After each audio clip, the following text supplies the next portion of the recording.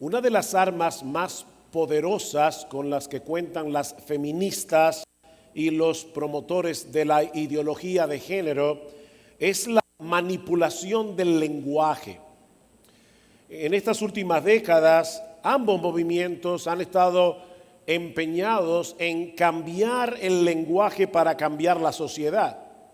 Por ejemplo, hace apenas unos años nosotros podíamos abordar a un grupo de personas con términos como estudiantes, ciudadanos, queridos lectores, y nadie se sentía mal. Sin embargo, hoy día muchos consideran que este tipo de lenguaje es un instrumento sexista para denigrar a la mujer. Y por eso hay que decir estudiantes, estudiantas, ciudadanos, ciudadanas, las, los y ahora les. De ahí el esfuerzo de crear una lingüística femenina que ha traído como consecuencia una deconstrucción del lenguaje, cuyo propósito ulterior es deconstruir la personalidad humana. Y el asunto se torna más complejo cuando se trata de palabras como igualdad, equidad, tolerancia, discriminación, por solo citar algunas. Mis hermanos, tenemos que estar conscientes de que el lenguaje está siendo manipulado para promover una ideología y para acallar a todos los que se oponen a esa ideología. A finales de la década de los 60, el psicoanalista y activista homosexual George Weinberg acuñó el término homofóbico para llevarnos a pensar que todo aquel que se opone a la práctica de la homosexualidad padece de un trastorno psicológico, una especie de fobia que debe ser tratada. Es una fobia neurótica que debe ser tratada terapéuticamente.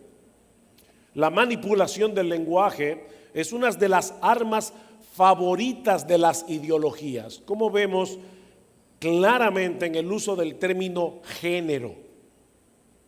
Hasta hace relativamente poco tiempo esta palabra era usada en el idioma español para referirse a algunas propiedades de los sustantivos, pronombres, adjetivos y algunas formas verbales a las que se les asignaba un género masculino, femenino o neutro. Pero a partir de la década de los 60 y de los 50, comenzó en el mundo anglosajón, tomó más fuerza en los 60, esta palabra comenzó a usarse para referirse a los dos sexos biológicos, masculino y femenino. Y así el término pasó de la gramática a la biología.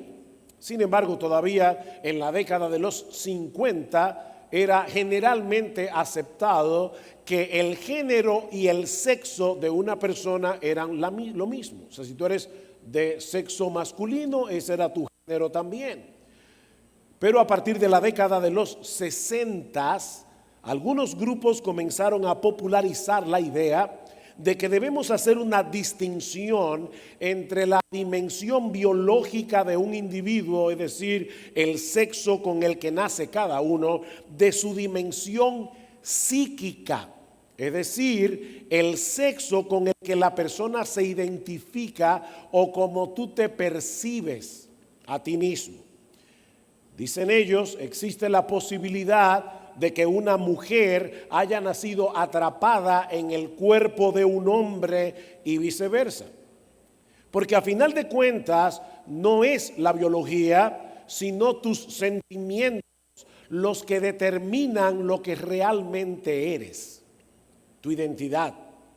Es así como andando el tiempo surgió lo que hoy conocemos como ideología de género, que plantea la teoría de que nuestro comportamiento como hombres y como mujeres, así como la práctica de nuestra sexualidad, son meras construcciones sociales y culturales que nada tienen que ver con nuestra anatomía. Por supuesto, si tuviéramos más tiempo, veríamos que esto no comenzó en los 60, esto comenzó mucho antes.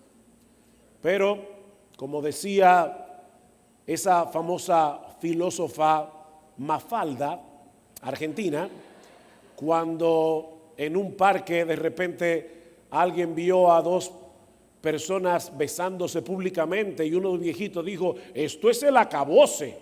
Y Mafalda le dijo, no, este es el continuose del empezóse de ustedes. Porque realmente las ideas tienen consecuencias. Así que esto no comenzó en la década de los 50, esto comenzó mucho antes.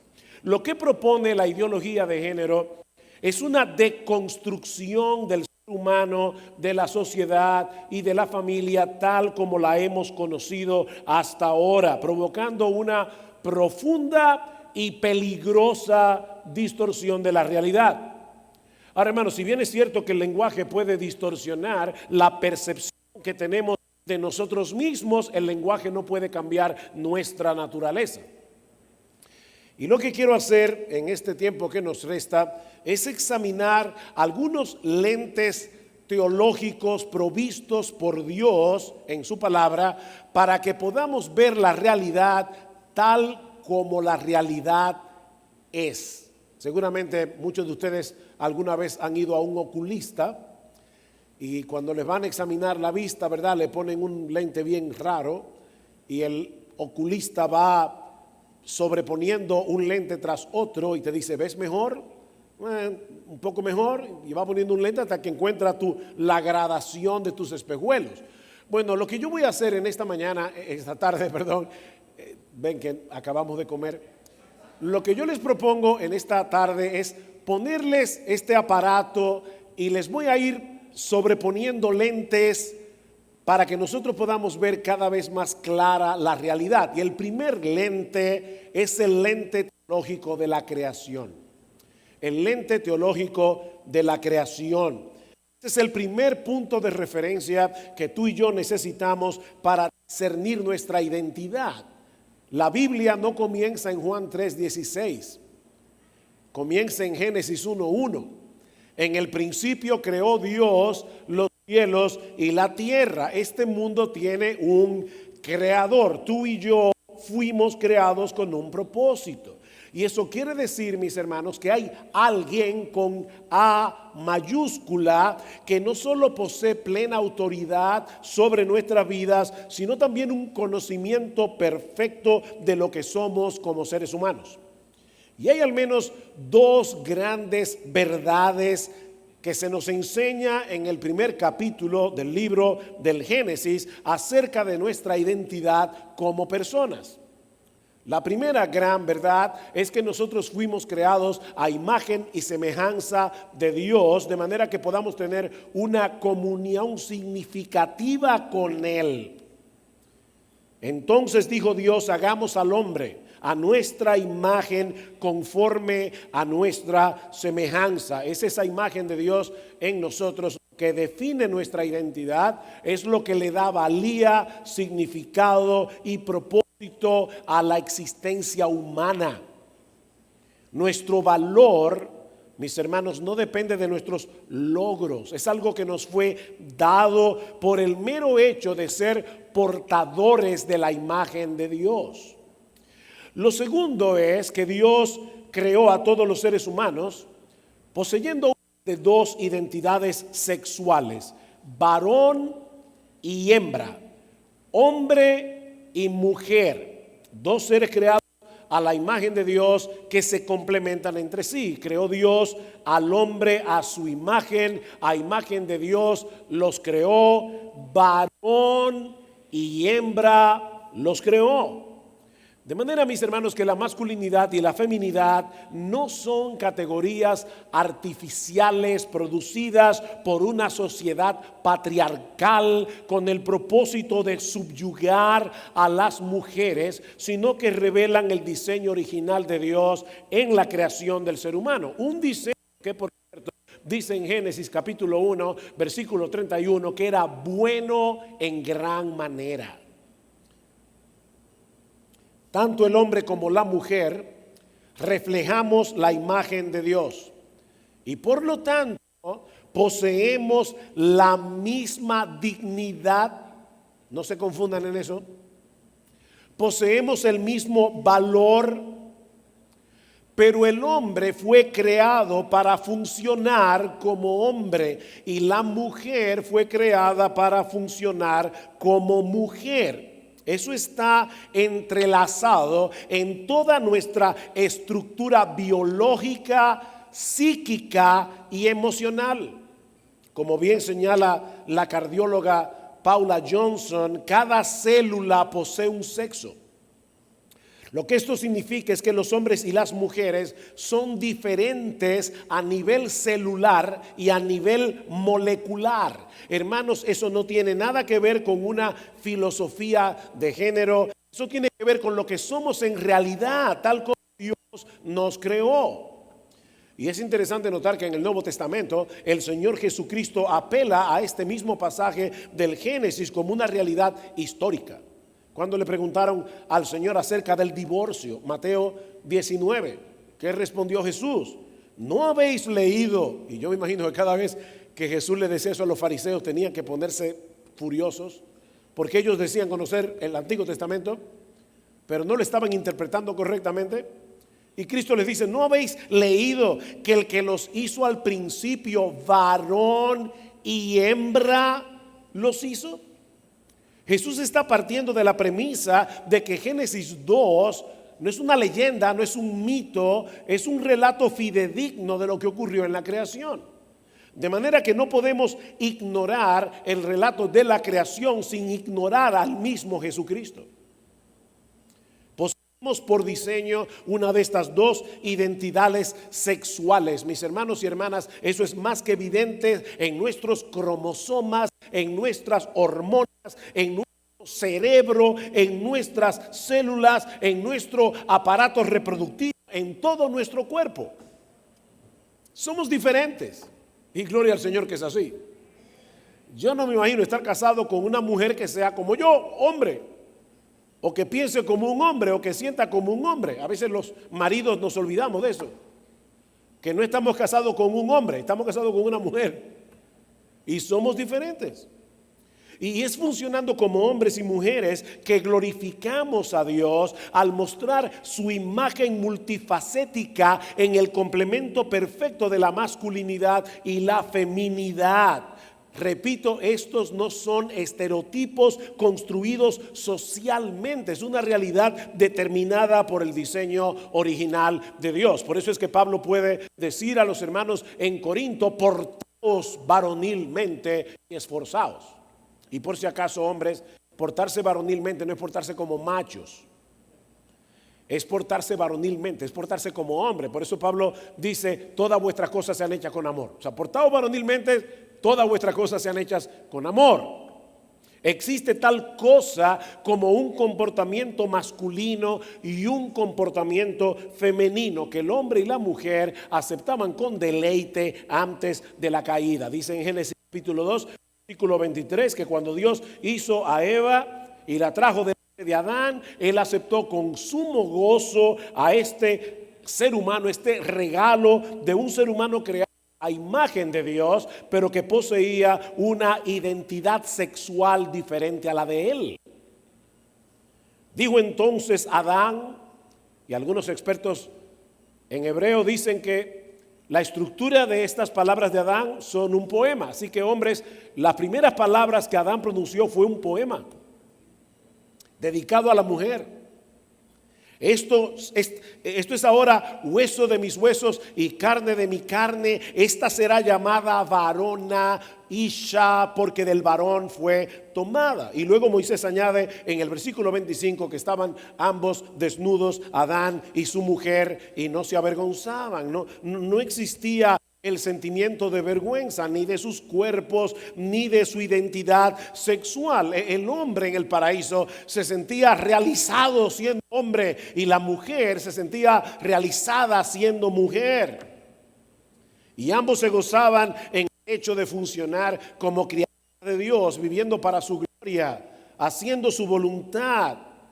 El hombre y la mujer hacían un despliegue de la gloria de Dios, de su sabiduría, de su poder creativo, funcionando como hombre y mujer. Y ¿saben qué, mis Ese es precisamente el foco de ataque de Satanás con la ideología de género. La gloria de Dios, no se pierdan en eso.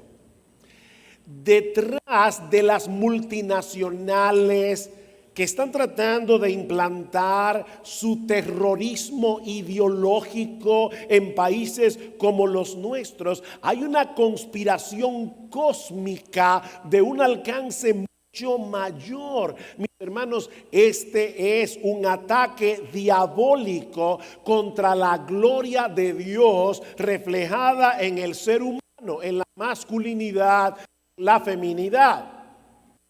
¿Y saben lo triste de esto? Que el feminismo no se ha quedado afuera de las puertas de la iglesia. El feminismo está dentro de la iglesia. Cuando las mujeres quieren asumir roles que Dios no les ha dado. Hay una complementariedad entre los sexos. Una gloria de Dios que brilla en todo su esplendor e intensidad en la faz de Jesucristo. Así que no solo se trata de destruir al hombre y a la mujer creados a la imagen de Dios, no, es de destruir la unidad complementaria entre estos dos sexos que reflejan, aunque en una forma imperfecta, la unión de Cristo y de su iglesia. El hombre y la mujer, por si acaso, representan a Jesús.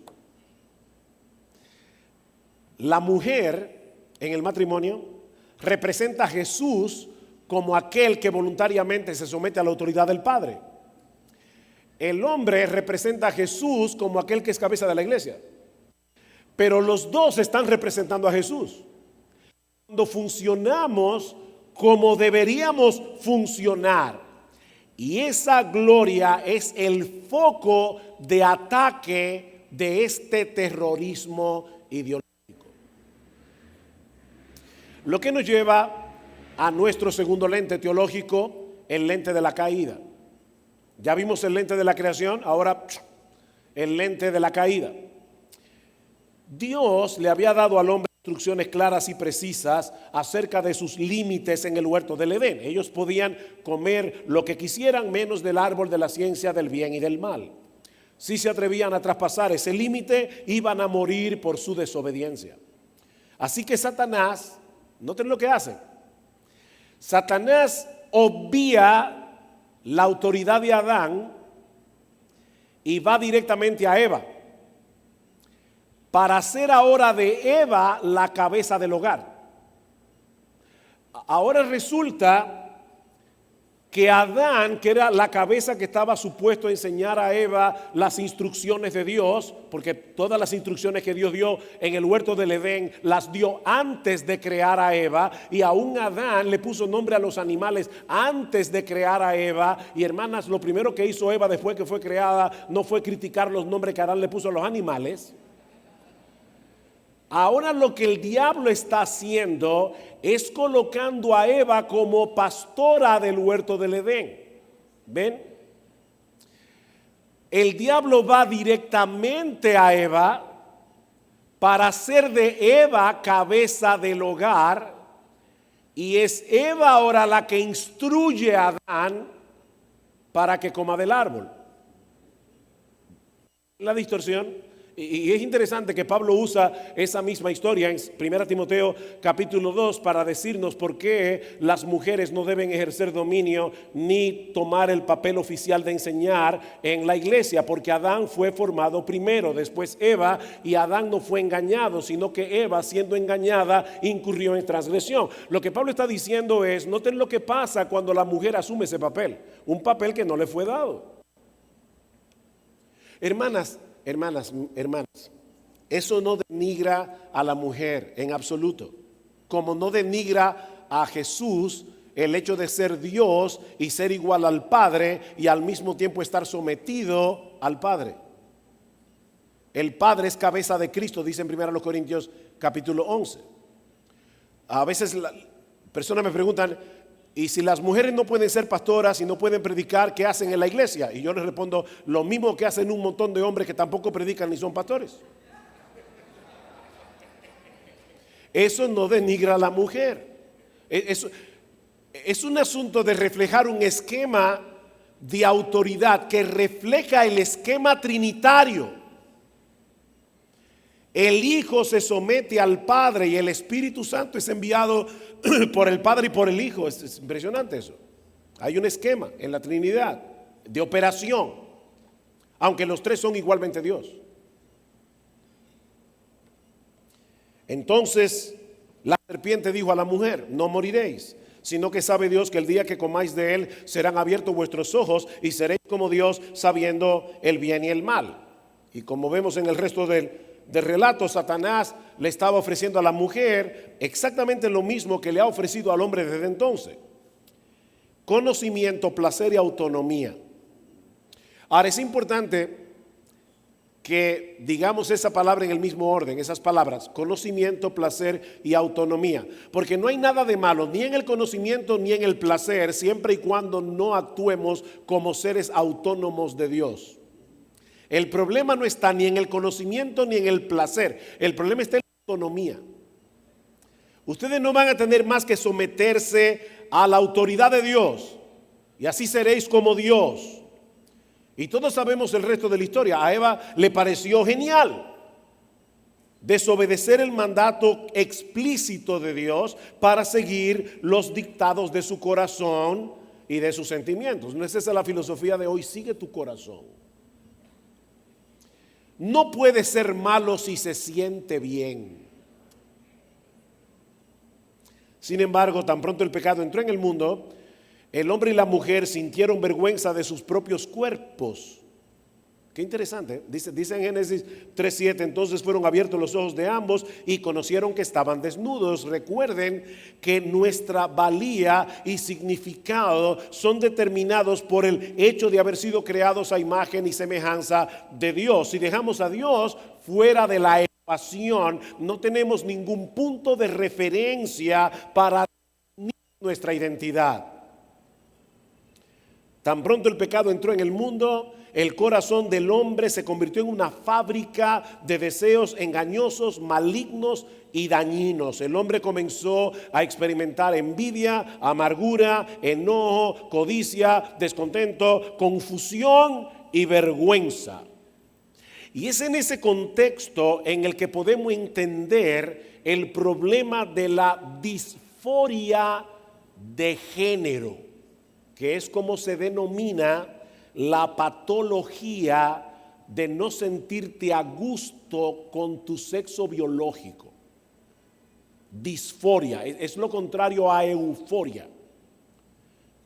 Cuando tú dices que una persona está eufórica, es que está como muy alegre, muy, ¿cómo diríamos? Muy contento, muy... Bueno, la disforia es lo contrario a euforia. Y déjenme decirles algo, hermanos, y por eso oraba al principio que el Señor nos diera un corazón compasivo. Los individuos que de verdad se sienten atrapados en el cuerpo equivocado experimentan una angustia real por causa de su identidad sexual. Es una angustia real. Es terrible que un individuo se perciba a sí mismo como perteneciendo a un género que no encaja con su sexo biológico.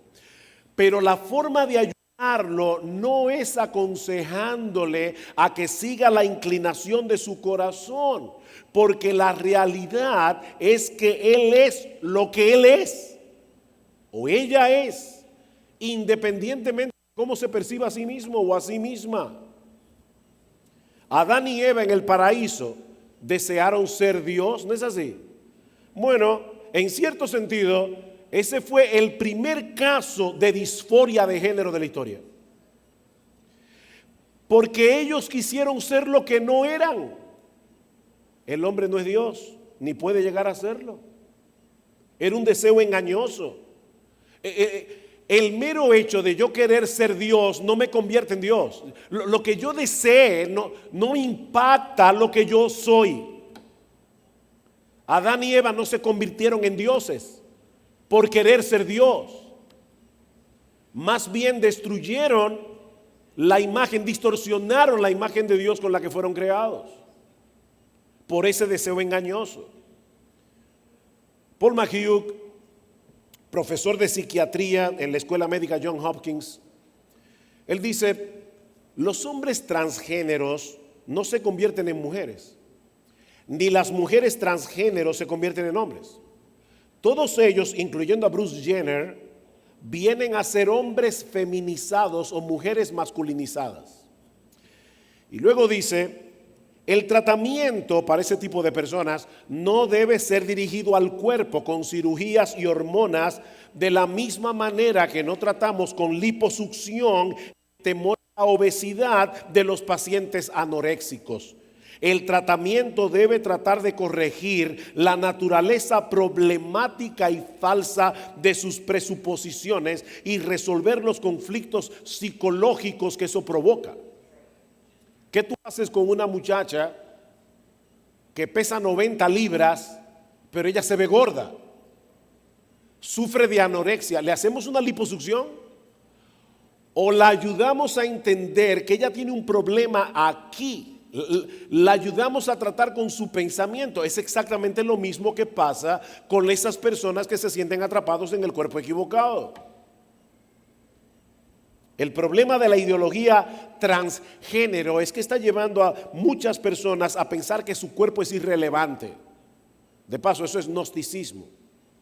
No importa lo que diga tu ADN, no importa lo que diga tu aparato sexual. Tus sentimientos son los que definen tu verdadero yo. ¿Ven? Los sentimientos subjetivos del individuo vienen a ser el factor determinante para definir tu identidad. La buena noticia es que la historia no termina en Génesis 3. Lo que nos lleva a nuestro tercer lente teológico: la doctrina bíblica de la redención. En Génesis capítulo 3, versículo 15, Dios promete enviar un Salvador, nacido por cierto de mujer, que habría de aplastarle la cabeza a la serpiente, aunque en el proceso él mismo sería herido en el calcañar. El Hijo de Dios se hizo hombre para morir por nosotros en una cruz y revertir los efectos de la caída. Mis hermanos, Cristo no vino al mundo para que algún día podamos ir al cielo. Él no vino a poner una agencia de viajes.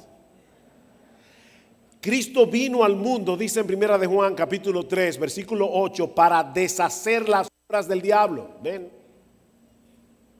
Él se encarnó para enderezar lo que quedó torcido por causa de la entrada del pecado, incluyendo las distorsiones engañosas de nuestro propio corazón. Hace unos años estaba hablando con una joven que había sido lesbiana por muchos años. Y ella me decía con angustia: yo no sé si alguna vez yo voy a poder funcionar como una mujer. Y yo le decía: perdóname, pero tú eres una mujer. Independientemente de lo que haya sido tu práctica sexual, tú, si te convertiste a Cristo, ya tú no eres lesbiana. ¿Qué dice Pablo en 1 Corintios capítulo 6? Dice: no es rey, ni los fornicarios, ni los adúlteros, ni los afeminados, ni los ladrones, ni los avaros, ni los que se echan con varones entrarán en el reino de Dios. Pero luego Pablo añade: y esto erais. ¿Ven? Esto erais. Yo puedo decirle a una lesbiana: tú eras lesbiana. Yo puedo decirle a un homosexual: tú eras homosexual. Porque ya habéis sido lavados, ya habéis sido justificados, ya habéis sido purificados en la sangre del Señor Jesucristo. Esa es la obra que hace Jesús. Y es verdad que la lucha contra el pecado no desaparece en la conversión. Hermanos, es importante que entendamos eso. La lucha contra el pecado no desaparece necesariamente. Pero ahora podemos identificar esos deseos engañosos como lo que son, distorsiones de la realidad, a la vez que tenemos en Cristo todos los recursos que necesitamos para luchar contra esos deseos engañosos. Cristo vino a restaurar la imagen de Dios en nosotros, que quedó distorsionada por causa del pecado. Y aunque esa obra no termina hasta la glorificación, es algo que gradualmente sucede en el cristiano al contemplar en el evangelio la gloria de nuestro bendito Señor y Salvador. Que dice Pablo en 2 Corintios capítulo 3 versículo 18. Y ahora nosotros todos, contemplando como en un espejo la gloria del Señor, somos transformados de gloria en gloria en la misma imagen como por el Espíritu del Señor. Contemplando su gloria somos transformados. Qué bendición.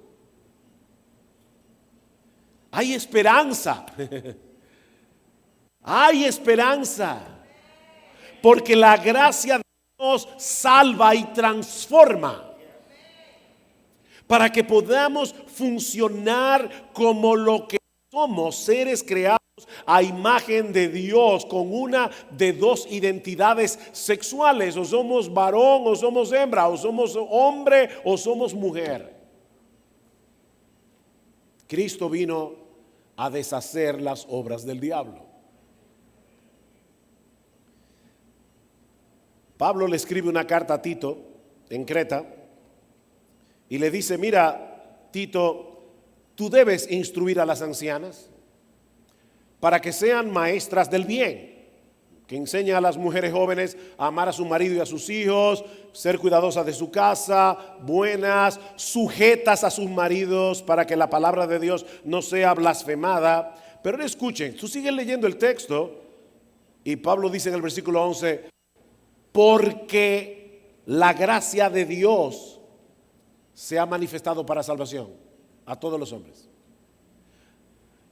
Ese porque está conectando, ¿verdad?, lo que Pablo está diciendo en los versículos 14 con lo que ha dicho antes. Tito enseña a las mujeres más maduras de la iglesia a que sean maestras del bien y que enseñen con su vida, con su ejemplo, a las mujeres más jóvenes a comportarse como mujeres. ¿Y sabes por qué nosotros ahora podemos comportarnos de esa manera? Porque la gracia de Dios se ha manifestado para salvación a todos los hombres. Eso es lo que hace la gracia.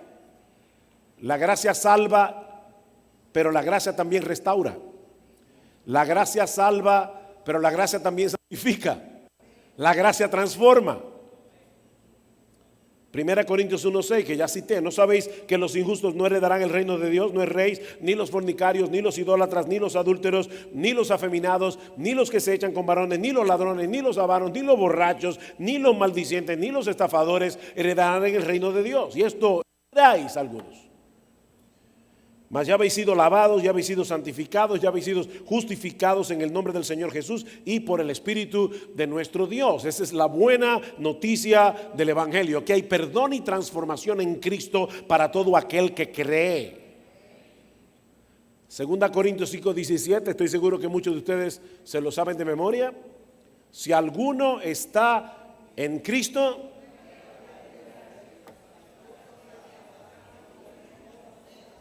amén. Nueva criatura es.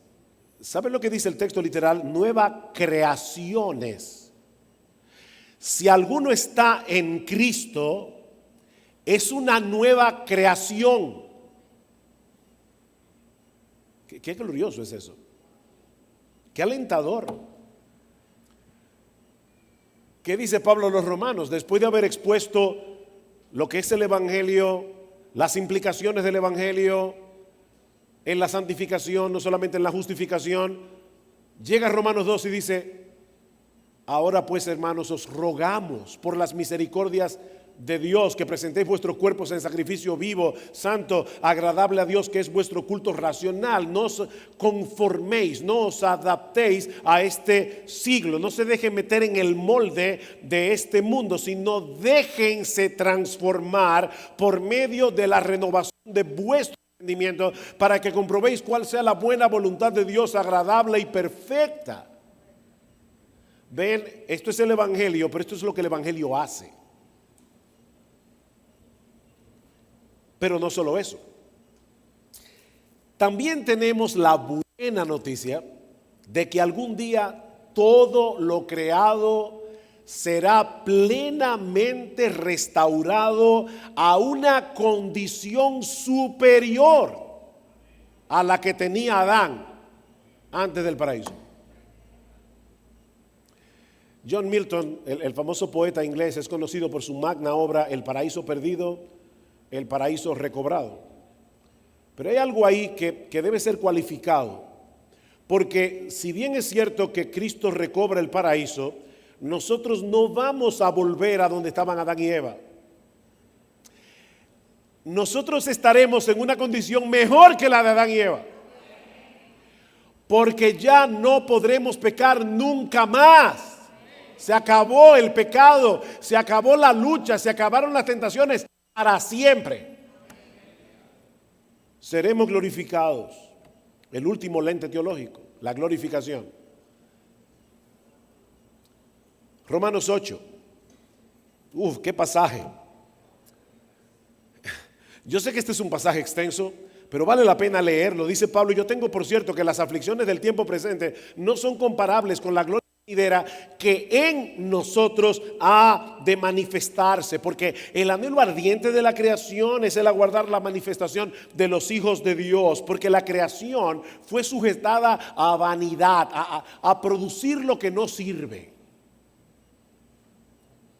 Si alguno de ustedes ha trabajado alguna vez en un jardín, saben muy bien que naturalmente en el jardín no crecen gardenias y claveles, sino hierba mala. El mundo fue sujetado a vanidad. ¿Pero para qué? Dice, no por su propia voluntad, sino por causa del que la sujetó en esperanza. Porque también la creación misma será libertada de la esclavitud de la corrupción a la libertad gloriosa de los hijos de Dios. Todo será transformado. Recientemente mi esposo y yo tomamos unos días ahí de vacaciones y pudimos ir al estado de Maine en Estados Unidos. Eso es precioso, precioso. Y uno piensa, wow, la verdad que en el mundo hay tantos paisajes bonitos, pero mis hermanos, cuando nosotros seamos glorificados y el mundo sea transformado, eso va a ser 1000 veces mejor. Yo no entiendo cómo va a ser eso. Decía C.S. Lewis que si nosotros pudiéramos ver ahora mismo a los creyentes de la iglesia como van a ser cuando sean glorificados, nos sentiríamos tentados a adorarlos. Sí, ese hermanito y esa hermanita que se te hace difícil de soportar, va a ser glorioso en el cielo. ¿Saben qué es lo más glorioso que habrá en el cielo? Pastor, las puertas de perlas. No, no olvídate de eso. Ni es el mar de cristal. Todo eso es simbólico de otra cosa. Lo más glorioso que va a haber en el cielo es Jesús. No olviden, es Jesús. Ahora, ¿saben qué es lo segundo más glorioso que habrá en el cielo? Que todos seremos igualitos a Él. Dice que cuando Él se manifieste seremos semejantes a Él porque le veremos tal como Él es. Dice Pablo, porque sabemos que toda la creación gime a una y a una está con dolores de parto hasta ahora. Y no solo ella, sino que también nosotros mismos, que tenemos las primicias del Espíritu, nosotros también gemimos dentro de nosotros mismos, esperando la adopción, la redención de nuestro cuerpo. No somos gnósticos. Esperamos la redención de nuestro cuerpo físico. Yo no sé por qué hay personas que tienen una idea súper aérea de lo que será la vida en el cielo. Yo me imagino el cielo concreto. De verdad, hay hermanos que creen que se van a pasar la eternidad brincando de nube en nube. Y la única preocupación que vamos a tener es que no se te caiga el arpa. No. Nosotros vamos a vivir en una tierra glorificada. En esta tierra. No somos testigos de Jehová. Pero los mansos heredarán la tierra y vivirán para siempre sobre ella. Es una tierra glorificada. Así que olvídate de la nube esa.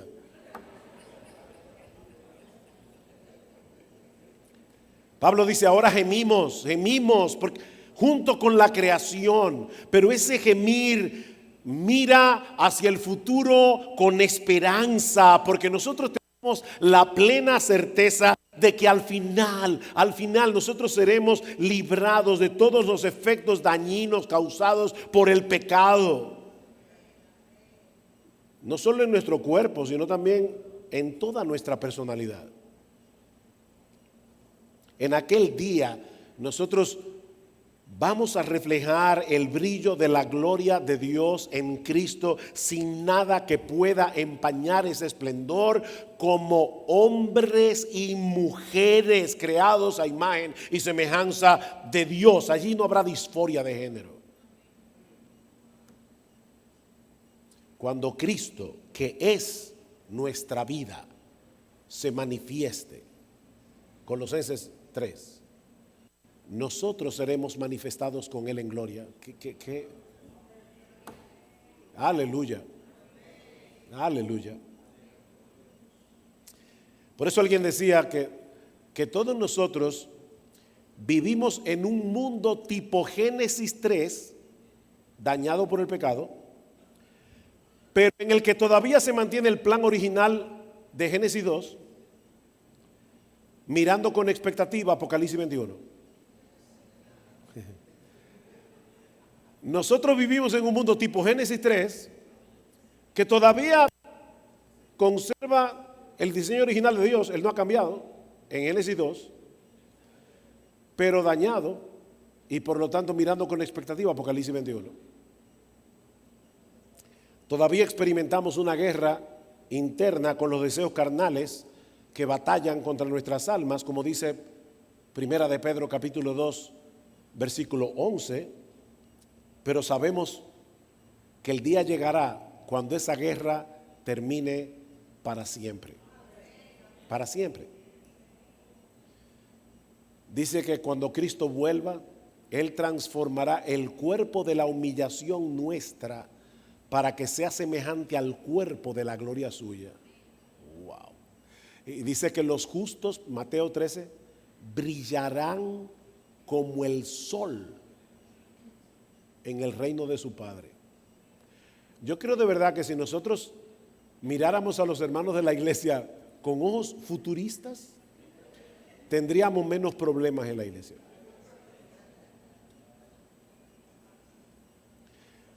Los justos brillarán como el sol en el reino de su Padre. He aquí, hermanos, los lentes a través de los cuales debemos contemplar la realidad. La doctrina bíblica de la creación, la doctrina bíblica de la caída, la doctrina bíblica de la redención y la doctrina bíblica de la consumación o de la glorificación. Todo lo que se encuentra fuera de ese foco visual no es otra cosa que una ilusión engañosa. Es un espejismo destructor. Y hermano, yo insisto, debemos mirar con compasión a los que están experimentando disforia de género o incluso que han dado un paso más allá y han comenzado un proceso de transformación a través de cirugías, a través de hormonas, para aparentar ser lo que no son. Eso debe llenarnos de compasión. Eso no es motivo de chiste, hermanos. Estos individuos siguen siendo seres humanos creados a la imagen de Dios, aunque distorsionada. Y por lo tanto debemos tratarlos con dignidad. ¿Tú oyes bien? Debemos tratarlos con dignidad. En nuestra iglesia hay un ministerio para predicar el evangelio a las prostitutas. Y en una ocasión, hace unos años, las hermanas que llevan a cabo ese ministerio idearon hacer una cena de Navidad. Y no dijeron, pastores, miren, tenemos una idea, y es que ese día nosotras nos vamos a sentar con estas mujeres y ustedes los hombres nos van a servir, porque ellas están acostumbradas a que los hombres abusen de ellas. Y nosotros queremos mostrarles todo lo contrario, queremos mostrarles hombres que sirven a las mujeres. Y a nosotros nos pareció muy bien la idea, muy buena. Y me pidieron a mí específicamente que diera un devocional y que le predicara la palabra. Pero cuando yo voy llegando al salón, salió un hermano y me dijo, pastor, déjeme darle advertencia desde ahora. Hay 4 personas allá adentro que son hombres vestidos de mujeres. ¿Qué uno hace con eso?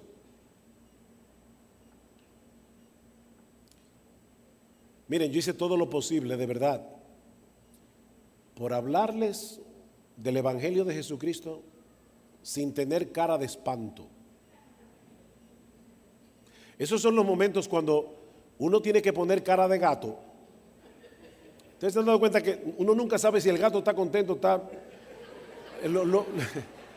de verdad, o sea, con el perro tú sabes, pero con un gato, bueno, esos son los momentos en que hay que poner cara de gato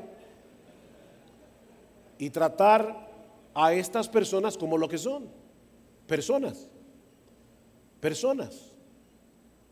y tratarlas con dignidad y tratarlas con respeto y mostrarles compasión.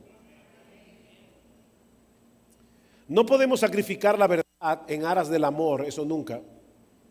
Ni debemos sacrificar el amor tampoco en aras de la verdad. Al compartir el Evangelio con estas personas, no debemos olvidar que nosotros también somos pecadores salvados por gracia. Tal vez tú no eres transgénero, tal vez tú no eres homosexual, tal vez tú no eres lesbiana, tal vez nunca tuviste ese problema, pero merecías el mismo infierno. El mismo infierno. ¿Tú te olvidaste de eso? ¿Saben que uno de los problemas que tienen las personas que se convierten de ese mundo de los lesbianas y homosexuales y vienen a la iglesia? Uno de los problemas, y a mí me parte el corazón y me hace llorar, uno de los problemas que tienen esas personas es que muchas veces no encuentran en la iglesia el mismo sentido de comunidad que tenían en sus comunidades gays. Eso es triste. Queremos de verdad que estas personas puedan venir a funcionar como miembros de una iglesia local. Amémoslos. Esto erais algunos. En Corinto habían personas que eran lesbianas, que eran homosexuales y se habían convertido al Señor y habían dejado de serlo, obviamente, aunque tuvieran luchas en su corazón.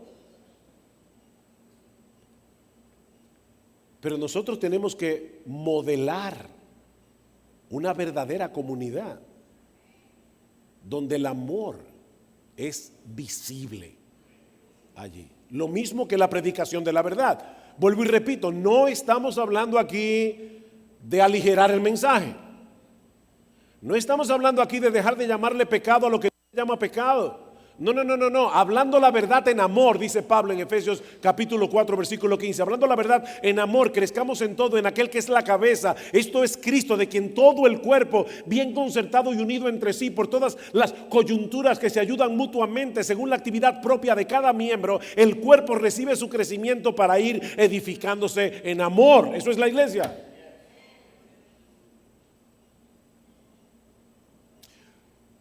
¿Saben qué es lo que hace la diferencia entre nosotros y ellos?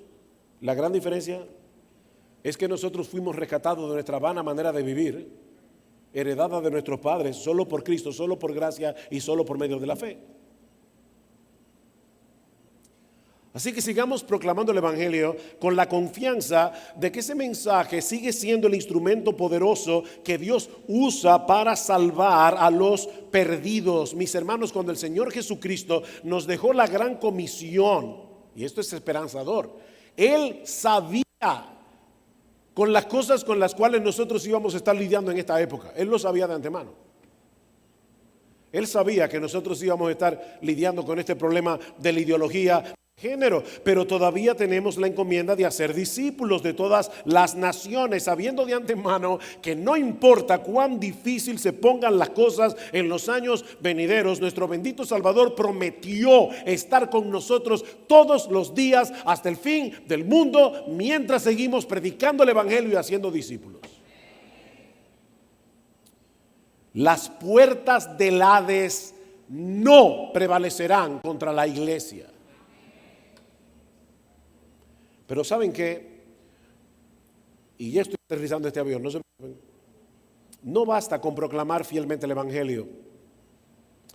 Debemos abrazar con gozo y con determinación nuestra identidad sexual como hombres y mujeres creados a imagen de Dios y redimidos por gracia para la restauración de esa imagen que quedó distorsionada por causa del pecado. Solo modelando la verdadera masculinidad y la verdadera feminidad es que podremos hacerle frente a este tsunami teológico, ideológico, que amenaza arrasar con todo a su paso.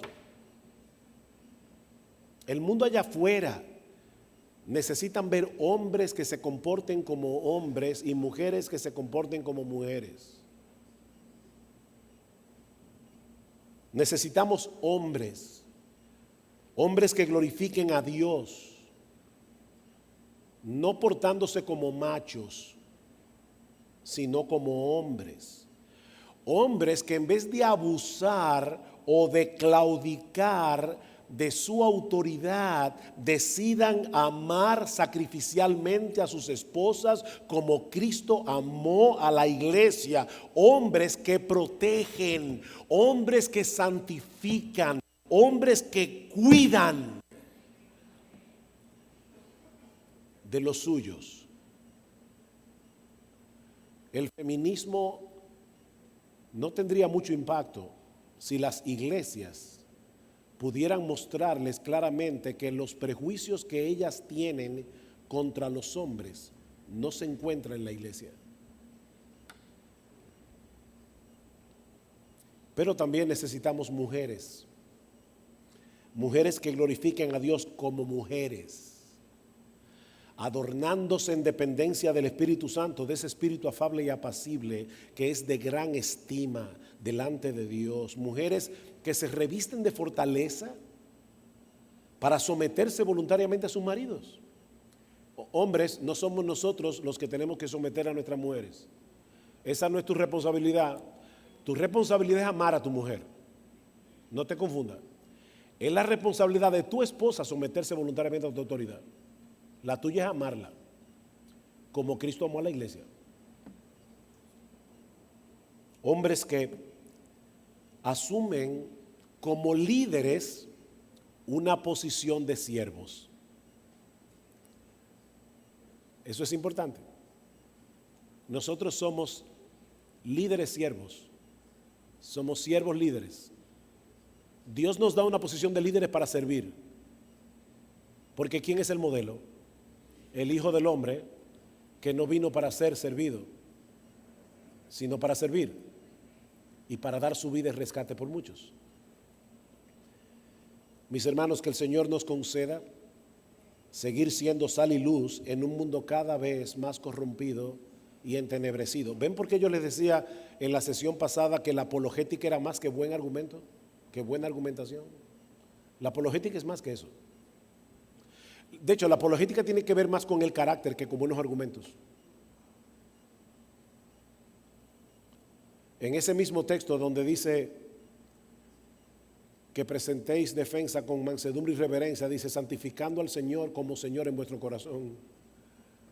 Así es que nosotros hacemos apologética, santificando a Cristo como Señor. Que por la gracia de Dios nosotros podamos seguir proclamando el evangelio, pero mostrando al mismo tiempo su poder en nosotros a través de vidas que van siendo gradualmente transformadas a la imagen de nuestro bendito Señor y Salvador Jesucristo, para la gloria de su santo y bendito nombre. Vamos a orar. De nuevo, Señor, queremos darte muchas gracias por tu palabra, porque sin ella estaríamos a tientas y en tinieblas. Gracias, Padre, como vimos en la hora anterior, por darnos tu palabra que interpreta no solamente tus obras en la historia de la redención, sino que nos da una correcta interpretación de la realidad. Señor, ayúdanos, te lo suplicamos, perdónanos. Perdónanos a nosotros los hombres cuando no hemos modelado la verdadera masculinidad delante de nuestras esposas, delante de nuestros hijos, delante de la sociedad. Perdónanos a las mujeres que están aquí también, cuando no han asumido su rol de mujeres, mostrando ese espíritu afable y apacible que es de grande estima delante de ti. Pero ayúdanos, Señor.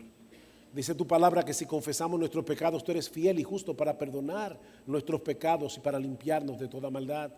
Nos amparamos en tu perdón, Señor, y te rogamos que nos ayudes. Ayuda a tus iglesias representadas aquí, Señor. Ayúdanos a predicar el Evangelio, ayúdanos a modelar el Evangelio, porque te lo suplicamos en el precioso nombre de Cristo. Amén.